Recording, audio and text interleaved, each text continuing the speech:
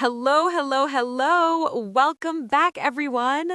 Oh, my goodness, I am so happy you are here today. Hello. Yes, welcome back. It is so good to have you with us again. I hope you are having a wonderful day wherever you are listening from.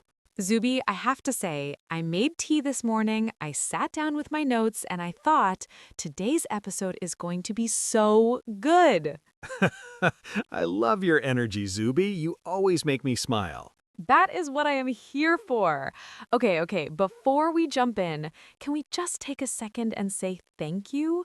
Because seriously, your support means everything to us. It really does. And if you are new here, welcome. This is a warm, friendly space where we talk about English, life skills, and everything in between. So, if you are enjoying what we do, please hit that subscribe button. It takes 2 seconds and it genuinely helps us grow. And share this episode with a friend. If you know someone who wants to improve their English or just feel more confident, send it to them. They will thank you later. They really will. Okay, Leo, are we ready? Because today's topic, I am actually a little bit excited. Yes, let's do it. Okay, everyone, today we're talking about 7 subtle habits that make a woman instantly more attractive and respected. And we're going to look at this through the lens of English etiquette. And when we say attractive, we do not just mean how you look.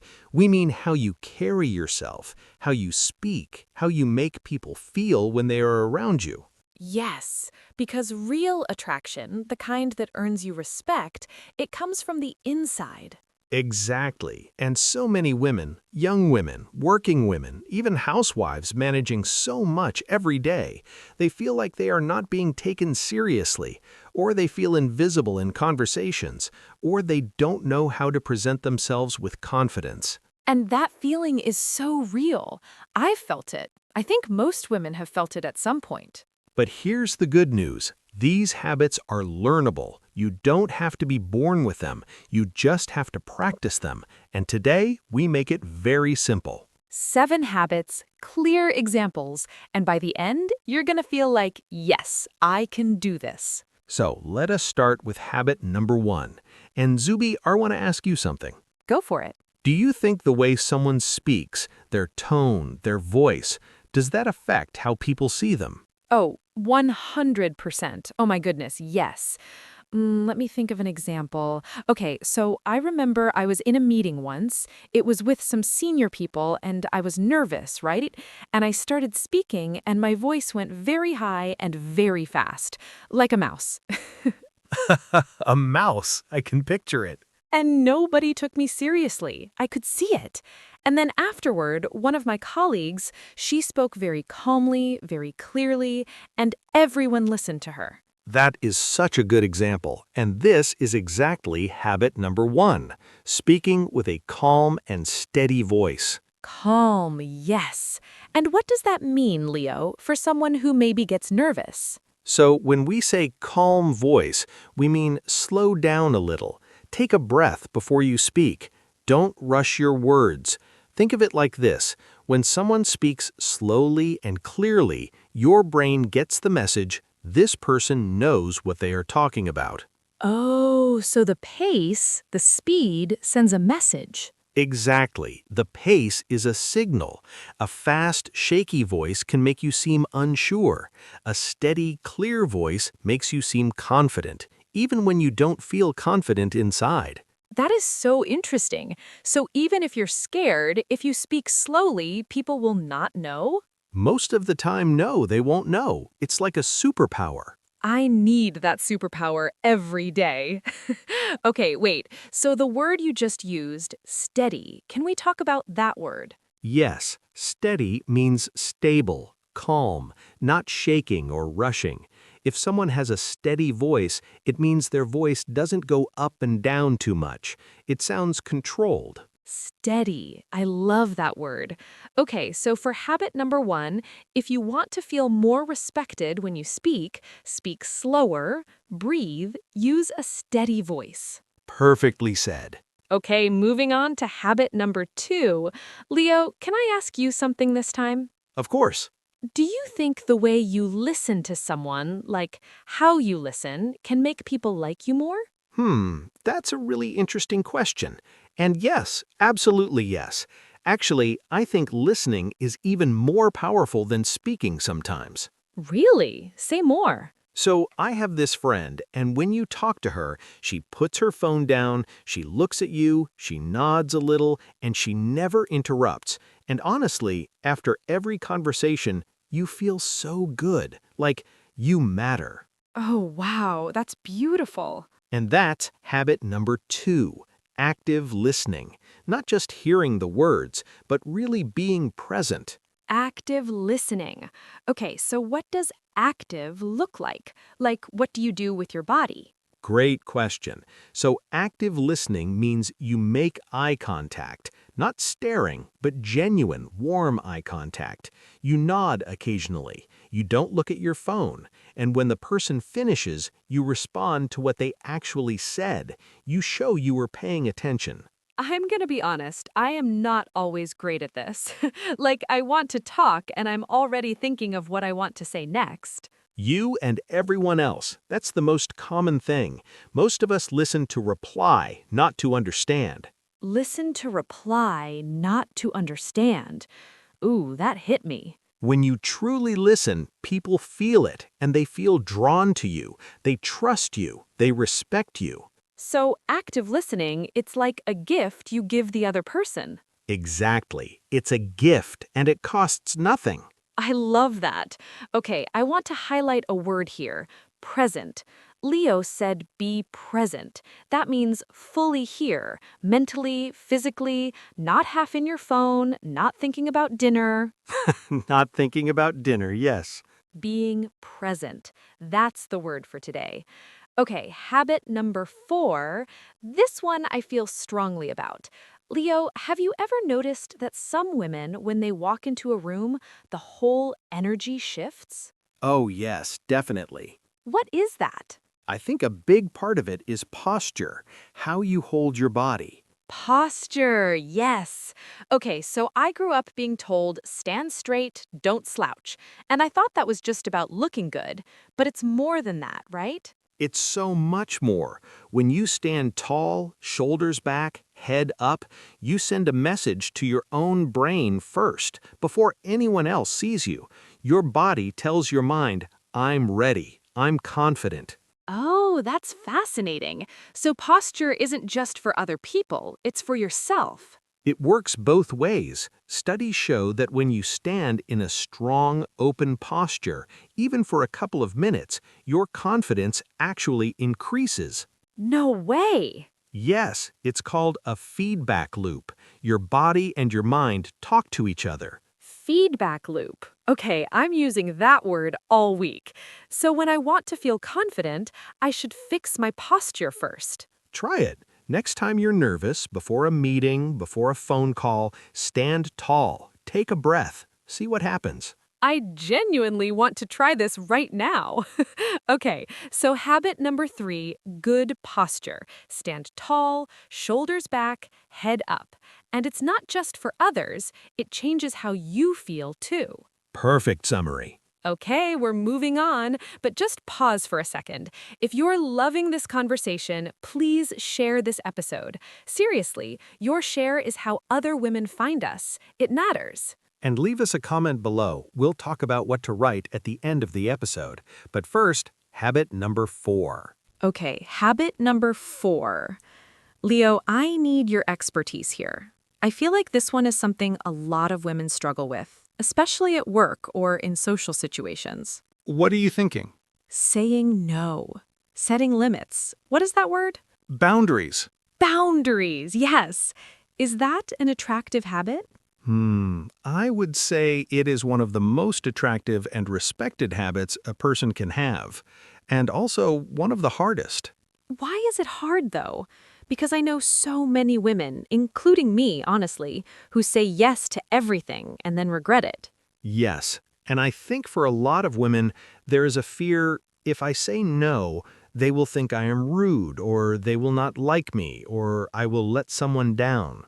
Exactly. That fear is so real. But here is what I have observed. When someone says no, calmly, kindly, clearly, people respect them more, not less. Wait, more? More, because it shows that their yes means something. When you say yes to everything, your yes has no value. But when you have limits, Your yes becomes precious. exactly, and that is attractive. That is strength. Okay, I love this. So what does a good no sound like in English? It does not have to be harsh. You can say, I appreciate you asking, but I am not able to do that right now. Or, that does not work for me, but thank you. Oh, see, that is so different from just no. It is still warm. Warm but firm. That is the key phrase. Warm but firm. You do not have to be cold to have limits. Warm but firm. I'm writing that down. Okay, so the word today from this habit, boundaries. What does that mean for someone hearing it for the first time? Boundaries are the lines you draw around yourself. They say, this is okay with me, this is not okay with me. They protect your time, your energy, your feelings. Boundaries protect you. I think I spent many years with no boundaries and wondered why I was always tired. So many of us. So many. Okay, habit number 4, boundaries. Say no when you need to, be warm but firm, and your yes will mean so much more. Beautiful. And Zubi, this leads very naturally to habit number 5. Oh yes? What is 5? The way you handle disagreement or conflict. What do you do when someone says something you do not agree with? Okay. Honestly, I used to either stay completely silent and just agree, or I would get very defensive and say too much. Those are the two extremes, yes, and neither one works well. So what is the middle? The middle is expressing your opinion with grace. You can disagree without being rude. You can have a different view without creating tension. Grace. That is a beautiful word. Grace means warmth and elegance in how you handle difficult moments. It's staying calm when things get uncomfortable. It's choosing your words carefully. So what does that sound like in real life? For example, someone says something and you disagree. Instead of "that's wrong" or saying nothing, you could say, "I see it a little differently. I think," and then you share your view.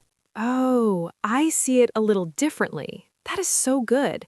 It doesn't attack the other person. It just opens a conversation. Exactly. You're not saying they are wrong. You're saying, "Here is my perspective too." And that is more attractive because you're not a pushover. You have your own thoughts, but you're also not aggressive. That's it perfectly. Confident, not aggressive. There's a big difference. Confident, not aggressive. Can we make that a t-shirt? Please, I would wear it. Okay, so habit number 5, handle disagreement with grace. Use phrases like, I see it a little differently. Stay calm, share your view without attacking. And notice, when a woman does this in a group, people notice. They think, she is secure. She does not need to win. She just shares the truth calmly. And that's so magnetic. Very magnetic. Okay, habit 6. Now this one, I want to talk about something that I think gets overlooked. Leo, what do you think about the habit of being genuinely curious about other people? Oh, I think this is underrated. Massively underrated. Because most people are focused on how do I look? What will they think of me? How do I seem? And that makes you nervous, and it makes conversation feel like a performance. But if you flip it, if you focus on the other person, I wonder what their story is. I want to understand them. Everything becomes easier, because now you're not performing, you're just curious. Curious. And what does being curious look like in conversation? It looks like asking good questions, real questions, not just, how are you, and moving on, but, oh, you mentioned your sister, what is she like? Or, how did that make you feel? Questions that show you were listening. Yes, and when someone asks you a question like that, you feel it. You feel seen. Seen. That is such a powerful word. To feel seen means someone really noticed you, not just your surface. And when you make people feel seen, they never forget you. You become memorable. Memorable without even trying hard, just by being interested in them. Genuine curiosity is magnetic. It is one of the most attractive qualities in any person. Okay, and I want to say this is different from being nosy, right? There's a difference. Yes, curiosity is warm and respectful. Nosy is intrusive. Curiosity says, I find you interesting. Nosy says, I want information. The intention is different. Exactly. The intention is everything. I love this. So habit number 6, be genuinely curious about people.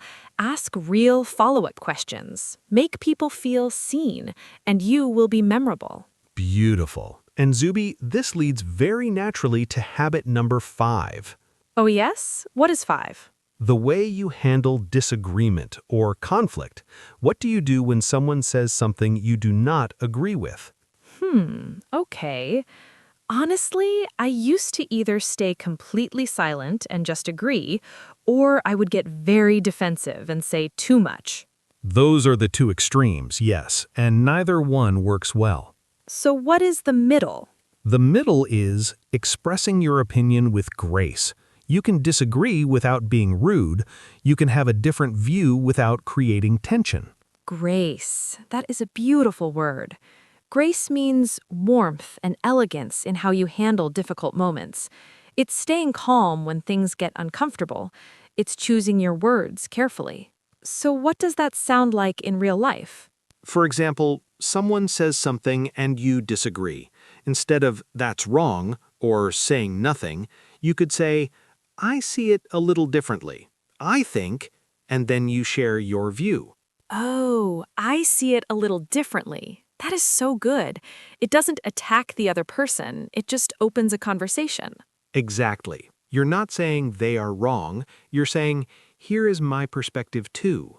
And that is more attractive because you're not a pushover. You have your own thoughts, but you're also not aggressive. That's it perfectly. Confident, not aggressive. There's a big difference. Confident, not aggressive. Can we make that a t-shirt? Please, I would wear it. Okay, so habit number 5, handle disagreement with grace. Use phrases like, I see it a little differently. Stay calm, share your view without attacking. And notice, when a woman does this in a group, people notice. They think, she is secure. She does not need to win. She just shares the truth calmly. And that's so magnetic. Very magnetic. Okay, habit 6. Now this one, I want to talk about something that I think gets overlooked. Leo, what do you think about the habit of being genuinely curious about other people? Oh, I think this is underrated. Massively underrated. Because most people are focused on how do I look? What will they think of me? How do I seem? And that makes you nervous, and it makes conversation feel like a performance. But if you flip it, if you focus on the other person, I wonder what their story is. I want to understand them. Everything becomes easier, because now you're not performing, you're just curious. Curious. And what does being curious look like in conversation? It looks like asking good questions, real questions, not just, "How are you?" and moving on, but, "Oh, you mentioned your sister. What is she like?" Or, "How did that make you feel?" Questions that show you were listening. Yes. And when someone asks you a question like that, you feel it. You feel seen. Seen. That is such a powerful word. To feel seen means someone really noticed you, not just your surface. And when you make people feel seen, they never forget you. You become memorable. Memorable without even trying hard, just by being interested in them. Genuine curiosity is magnetic. It is one of the most attractive qualities in any person. Okay, and I want to say this is different from being nosy, right? There's a difference. Yes, Curiosity is warm and respectful. Nosy is intrusive. Curiosity says, I find you interesting. Okay, before the recap and goodbye, I want to give everyone some practical tools they can actually use. Leo, let's do some templates. Easy sentences people can copy. Perfect idea. Okay, so template number 1 for setting boundaries politely. Leo, you go first. All right. If someone asks you to do something you cannot or do not want to do, you can say, "Thank you so much for thinking of me. I am not able to take that on right now, but I hope it goes well." Oh, that is so graceful. It is warm, it is clear, and it does not feel like a door slamming. Exactly. Warm but firm. Okay, my version, a little more casual. If a friend asks you to help with something and you are already overwhelmed, I really want to help, and I also need to be honest. I am stretched thin right now. Can we figure out another way? Oh, I love that. Stretched thin is such a good phrase. It means you are overloaded. You do not have more to give. Stretched thin like a piece of dough you pull too far and it gets thin and almost breaks. Perfect image. Okay, template number 2 for expressing a different opinion with grace. Leo? Sure, you can say, "That's really interesting. I've been thinking about it a little differently. Can I share my perspective?" Ooh, you ask permission before sharing your view. That is clever. It is respectful. It says, "I value your space. I'm not trying to override you." My version, I hear what you are saying and I want to add something to it. So you're not contradicting, you're adding. Building, not tearing down. Yes, building, not tearing down. Okay, real life situations. Let us do 3 quick ones. Go for it. Situation 1. You're at work, your manager gives you a task on top of your already full workload. You feel overwhelmed. What do you do? Do not stay silent and then feel resentful, and do not complain loudly either. You can say calmly, "I want to make sure I do this well. Can we talk about priorities? I currently have XYZ on my plate. Which one should I focus on first?" That is brilliant. You're not saying no, you're asking for help organizing, and it shows you're professional and self-aware. And it shifts the conversation from, "I cannot do this," to, "How can we make this work?" I wish I had known this at my first job. Okay, situation 2. You're at a social gathering. You don't know anyone. You feel awkward and invisible. Okay, so instead of standing near the wall hoping someone notices you, which I know we've all done, Every single time. pick one person who is also standing alone. Walk over, make eye contact, smile, and say, "I was just looking for someone interesting to talk to. I'm your name." Wait, that is so good. You're giving them a compliment before you even know them. You called them interesting. They feel good immediately. And then you just ask questions. Be curious. Remember habit number 6. Be curious. Ah, it all connects. Okay, situation 3. And this one I think many women relate to. Someone makes a comment that feels dismissive or a little rude. Not a big fight, just a small sting. How do you handle it? With grace. You don't have to react immediately. You can pause, breathe, and say, "That's an interesting way to put it. What did you mean by that?" Oh, you're asking them to explain themselves calmly, without drama. And often, when people are forced to explain, they realize how their words sounded, and they backtrack or soften. And if they don't, at least you handled it with elegance, and everyone watching will respect you for it. Elegance, that's the word. Okay, I want to talk about the fear, because I know some of you are listening and thinking, this all sounds great, but in real life, I get nervous, I freeze, I worry about judgment. That fear is completely normal and valid.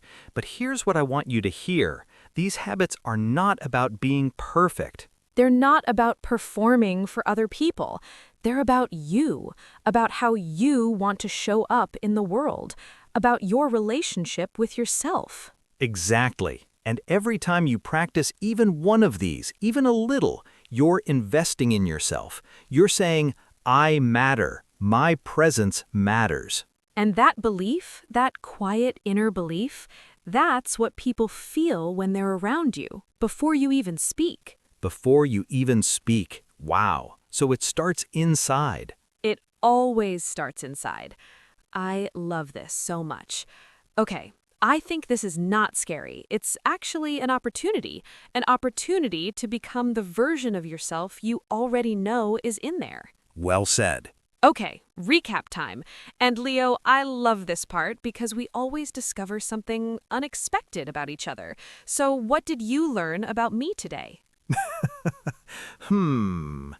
I learned that you used to sound like a mouse in meetings. I can't believe you remembered that. I'm never going to let you forget it. But honestly, I also learned that you are very self-aware. You knew exactly what you were doing wrong. And I think that's actually habit number 2. You were listening to yourself.